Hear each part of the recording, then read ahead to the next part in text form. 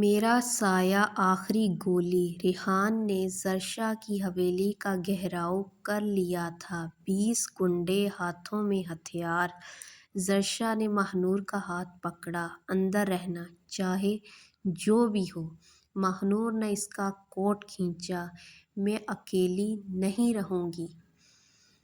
یہ سب میری وجہ سے ہے۔ زرشا نے پہلی بار ہنس کر کہا، ضدی ہو تم، ٹھیک ہے، سایہ بن کر میرے ساتھ رہو۔ سامنے ریحان کھڑا تھا، ہاتھ میں بندوق۔ بھائی جائیداد دے دو اور لڑکی بھی، ورنہ زرشا نے بیچ میں کاٹا، ورنہ کیا؟ تم 10 سال سے یہی کہہ رہے ہو۔ فائرنگ شروع ہو گئی۔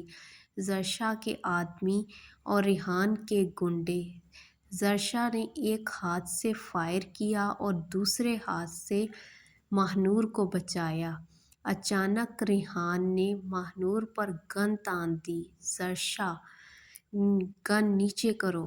زرشا رک گیا، اس کی آنکھیں لال ہو گئیں۔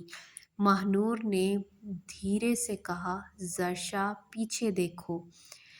ریحان کے پیچھے پولیس تھی۔ انسپکٹر نے ریحان کو گرفتار کر لیا۔ سب ختم ہو گیا۔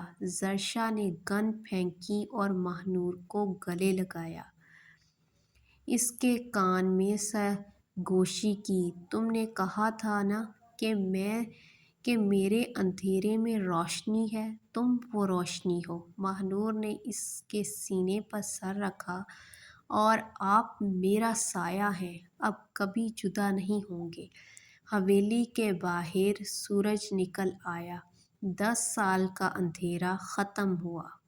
یہاں ہمارا یہ ناول ختم ہوا۔ اگر آپ کو ہماری یہ ویڈیو پسند آئی ہو تو ہمارے ویڈیو کو لائک کریں، ہمارے چینل کو سبسکرائب کریں اور کامنٹس میں اپنی قیمتی رائے ضرور دیں۔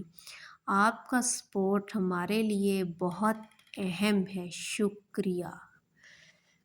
خدا حافظ۔